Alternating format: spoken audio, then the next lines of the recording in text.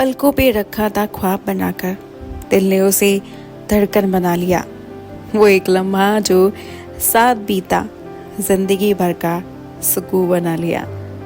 ना इकरार था ना कोई वादा, फिर भी हर जज्बात उसी से जुड़ा। शायद इसी को कहते हैं प्यार, जो बिना कहे भी सब कुछ कह जाए। माई रूड लवर। नकुल की दिल में भी बजी प्यार की घंटी। नकुल ने अर्नब के कमरे में बस कदम रखा ही था कि अचानक से वो ये देखकर चौंक गया कि आज वाकई में बिग बॉस को हो क्या गया है। क्या होलिया बना रखा है अपना। अब अर्नब वही दरवाजे पर खड़ा खड़ा यही सोच रहा था कि अगर मैं कुछ बोलूंगा तो बॉस कहीं मेरी जान ना ले ले, लेकिन उनको बताऊं तो बताऊं कैसे। तभी अर्नब नकुल को देख कर चिल्लाता है, तुम्हें अंदर आने के लिए क्या मुहूर्त निकल पाऊं? वहां खड़े खड़े क्या सोच रहे हो?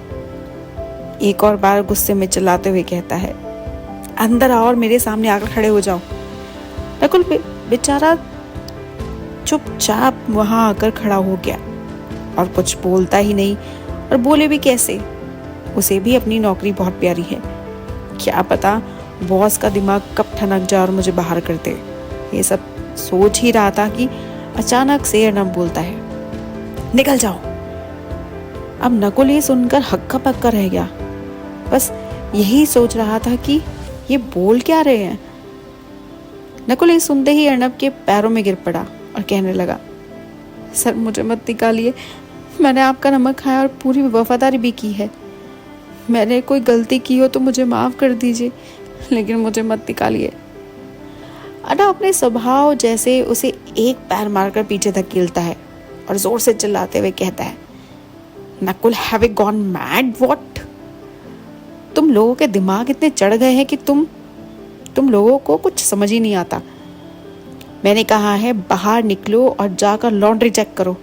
एक दुपट्टा होगा उसे मेरे पास लेकर आओ अभी के अभी, और मेक श्योर वो भी वॉश ना हुआ हो, नहीं तो धोने वाले और तुम्हारी दोनों को शामत आएगी, और फिर जो होगा उसके बाद रिस्पॉन्सिबल तुम लोग होंगे। नकुल उठा और बेचारा अपना समूह लेकर चुपचाप वहां से हाँ में सर हिलाते हुए निकल गया। और जैसे ही वो बाहर निकला तभी नीचे सीढ़ियों के पास सारा खड़ी थी, और वो ये देख कर नकुल और भी ज्यादा परेशान हो गया कि कहीं सारा ने सब कुछ सुन तो नहीं लिया, कहीं मेरी रेपुटेशन इसके सामने खराब तो नहीं हो जाएगी, यहाँ के मेड्स में और बाकी नौकर चाकर में कहीं ये सब बता तो नहीं देगी। वो बेचारा यही सोचता हुआ दबे पाँव और दबी हुई जुबान से चुपचाप नजरें नीचे करके उतरने लगा। और जैसे ही नीचे पहुंचा वैसे ही सारा अचानक से बोल पड़ी, क्या हुआ, सब ठीक तो है ना? अभी अर्नब अपने रूम के बाहर आता है और वो आवाज सुनकर अर्नब फिर वही इरिटेट होते हुए नकुल पर चिल्लाते हुए पूछता है, कौन था वहां? ये किसकी आवाज थी? अर्नब सारा को देख नहीं पाया, क्योंकि अर्नब के आने से पहले ही उसे सारा को साइड वाली वॉल के पीछे धकेल दिया था।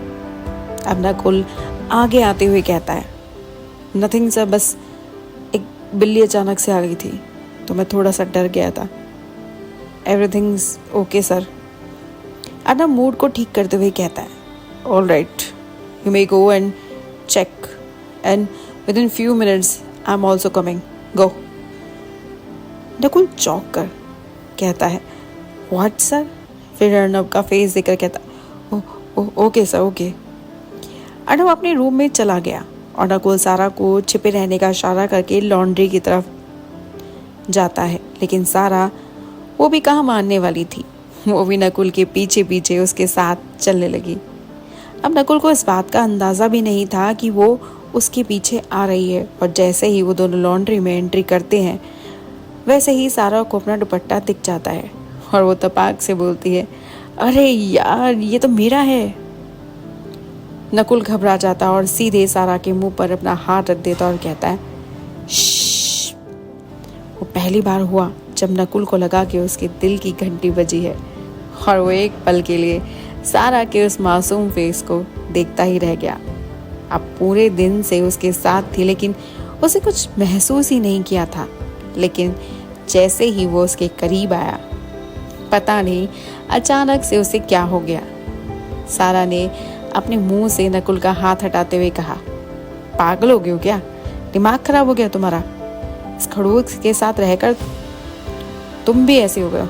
दूर हटो मुझसे। और फिर शैतानी वाली स्माइल देते हुए कहती है, कहीं ऐसा तो नहीं है कि नकुल साहब को आपको कहीं प्यार ना हो जाए। नकुल अपने कदम पीछे ले लेता है और हंसते हुए कहता है, नो चांस, तुमसे तो बिल्कुल भी नहीं। और दुपट्टा मुझे वापस करो, तुम इसे नहीं ले सकती। सारा ने एक भोला सा फेस बनाते हुए कहा, क्यों? ऐसा क्यों? ये तो मेरा है और मैं इसे क्यों दूं? नकुल वो दुपट्टा सारा के हाथ से छीनता हुआ कहता है, क्या तुमने अब बॉस से ठान लिया है कि मेरी बैंड बजाकर छोड़ोगे? तुम खुद अपनी चीजों को संभाल नहीं सकती, अब जो कहीं भी इधर उधर पड़ी कहीं छोड़ देती हो। पता है ये दुपट्टा बॉस मंगवा रहे हैं और पता नहीं क्यों बहुत अजीब बिहेव कर रहे हैं। मुझे नहीं पता ये दुपट्टा उन तक कैसे पहुंचा, लेकिन अब वो इसको छोड़ना नहीं चाहते और ना ही छोड़ने वाले हैं। और मुझे लगता है इसको पहनने वाले को पकड़ कर ही रहेंगे। वैसे इस दुपट्टे के पीछे की कहानी है क्या? एक लंबी कहानी है, फिर कभी बताऊंगी। तभी अर्नब नकुल का नाम पुकारता है और नकुल हड़बड़ाहट में सारा को वही लॉन्ड्री में छिपा देता है। अर्नब जैसे ही अंदर आता है, नकुल के हाथ में वो दुपट्टा देखकर बहुत खुश होता है और नकुल को कहता है, वेल डन। लेकिन अचानक से अर्नब को वही खुशबू जो सारा के दुपट्टे में थी वो हल्की हल्की आने लगी लॉन्ड्री में। और अर्नब पहले नकुल को पकड़ कर सूंघता है और पीछे की तरफ धक्का देता है और अब वो सीधे उसी तरफ बढ़ने लगा जहां सारा छिपी थी। क्या अर्नब इस बार सारा को पकड़ पाएगा? क्या नकुल सारा को बचा पाएगा? ये लुक्का छुपी यहीं खत्म हो जाएगी या इस एहसास को और आगे लेकर जाएगी? जानने के लिए जुड़िए इस कहानी के साथ, इस कहानी के खास एहसास के साथ, सिर्फ और सिर्फ story mini expert my rude lover.